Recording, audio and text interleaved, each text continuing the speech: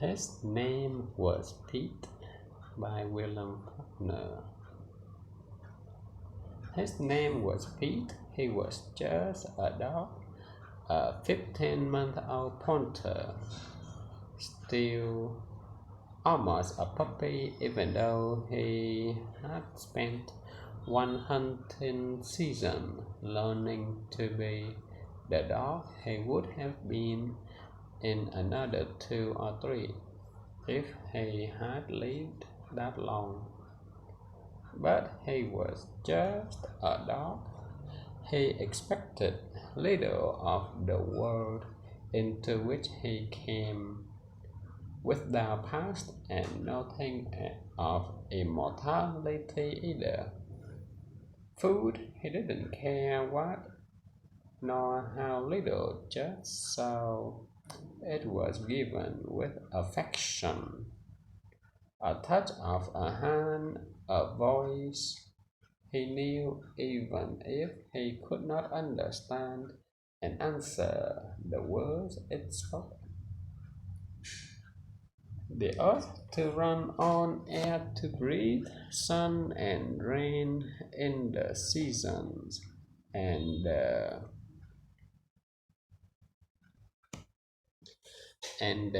covered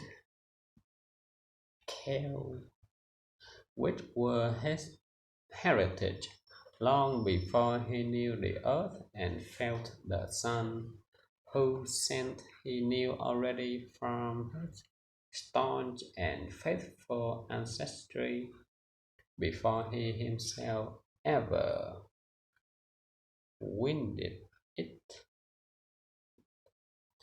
That was all he wanted, but that would have been enough to fill the 8 or 10 or 12 years. 10 or 12 years of his natural life, because 12 years are not very many, and it doesn't take much to fill them. Yet, short as 12 years are, he should normally have outlived 4 hmm, of the kind of motor cars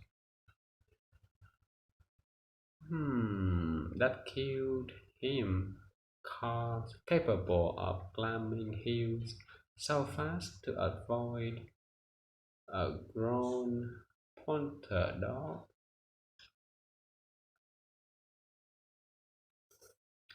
But Pete didn't outlive the first of his 4. He wasn't chasing it. He had learned not to do that before he was allowed on highways.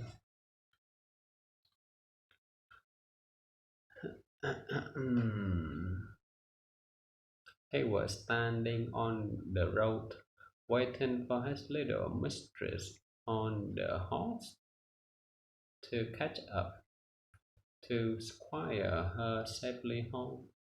He shouldn't have been in the road.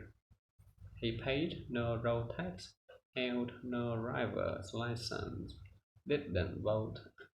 Perhaps his trouble was that the motor car, which lived in the same yard he lived in, had a horn and brakes on it, and he thought they all did.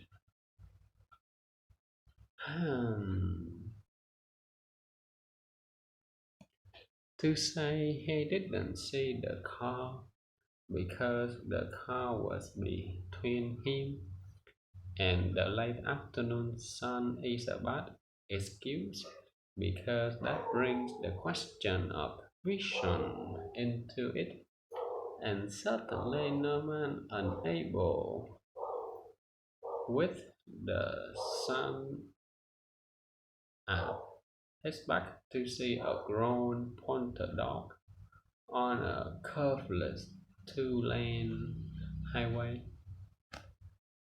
would think of permitting himself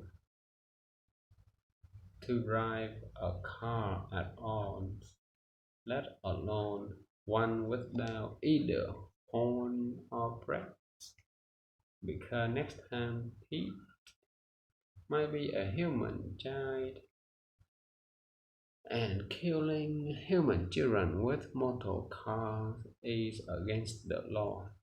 No, the driver was in a hurry, that was the reason. Perhaps he had several miles to go yet and was already late for supper.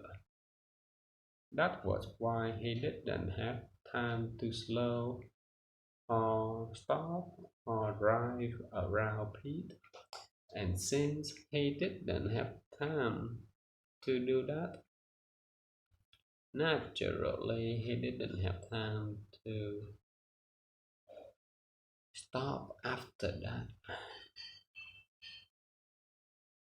Besides, Pete was only a dog, flung, broken, and crying into a roadside ditch.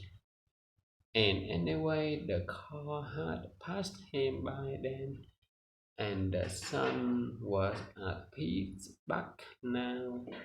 So how could the driver be expected to hear him crying? But Pete has forgiven him. In his year and a quarter of life, he never had anything but kindness from human beings.